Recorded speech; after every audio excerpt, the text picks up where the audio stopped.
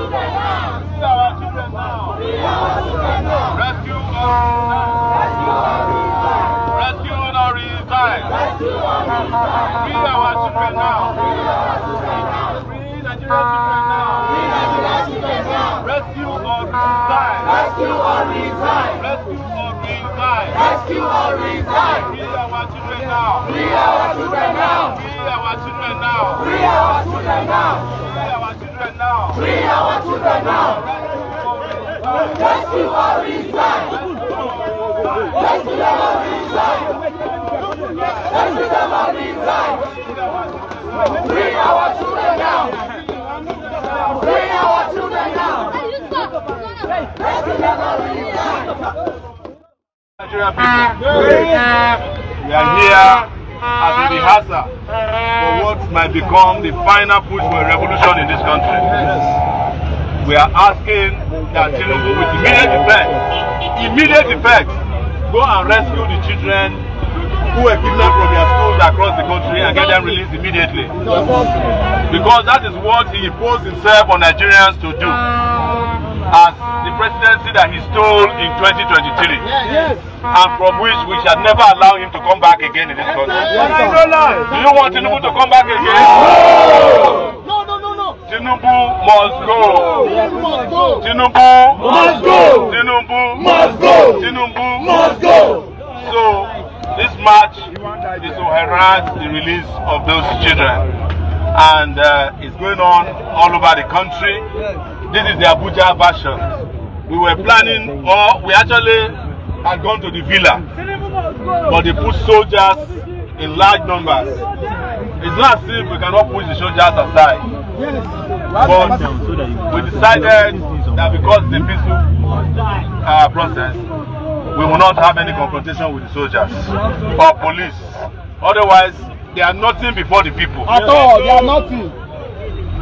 When people take over street. When people take over.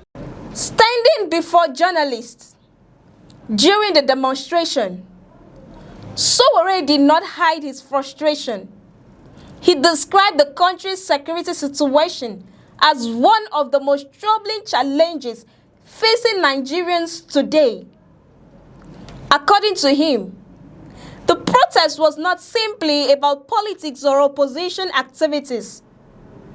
It was about demanding action on behalf of children who should be in classrooms, but are instead being held captive by criminal groups. He argued that the responsibility of government begins with protecting lives and ensuring that citizens, especially children, are safe from harm. For the protesters, the issue was straightforward. Every day a child remains in captivity represents a failure that cannot be ignored. The backdrop to the protest is a series of disturbing school adoptions that have generated outrage across Nigeria. In Oyo State, dozens of students and teachers were adopted after armed men attacked schools in Oriri local government area. Around the same period, another group of pupils was reportedly kidnapped in Borno State. This incident reignited fears about the return of large-scale school abductions, a crisis many Nigerians believe should have been addressed years ago. The emotional impact has been enormous. Families continue to wait anxiously for news. Communities remain fearful. Teachers are questioning their safety. Parents are increasingly worried about sending their children to school. What makes the situation even more alarming is that school kidnappings are no longer isolated incidents. They have become part of a disturbing pattern that stretches across multiple states, from Chibok to Dapchi, from Kangara to more recent attacks in Oyo and Borno. The country continues to witness repeated assaults on educational institutions. Every new incident revives painful memories and raises serious questions about whether enough is being done. to secure schools and surrounding communities. Many Nigerians are beginning to ask whether promises and policy announcements are translating into meaningful protection on the ground. The federal government has responded by dispatching senior officials to affected communities and announcing new security measures. President Bola Ahmed Tinubu approved the recruitment of additional forest guards and authorized the deployment of specialized rescue units to support ongoing operations. Authorities have also appealed for cooperation from local communities and assured Nigerians that both security and intelligence efforts are being intensified. These announcements were welcomed by many citizens, yet they have also generated fresh questions. If these measures are effective, how quickly will they produce results? And more importantly, when will the adopted children finally return home? Sowore and his supporters insisted that Nigerians have every right to demand answers. They argue that citizens cannot remain silent while children are taken from schools and families are left in anguish. The protesters also stressed that their demonstration remained peaceful despite the heavy security presence. Rather than confronting security personnel, they chose to gather near the Federal High Court and continue their message through speeches and public engagement. According to the organizers, the goal was not conflict, but accountability. They wanted to ensure that the plight of adopted children remain at the center of national attention. The protests also highlight a deeper debate about governance and public confidence. Security remains one of the most important responsibilities of any government. When citizens begin to question whether they are adequately protected, trust in institutions can be weakened. This is why many observers believe the issue goes beyond the immediate rescue efforts.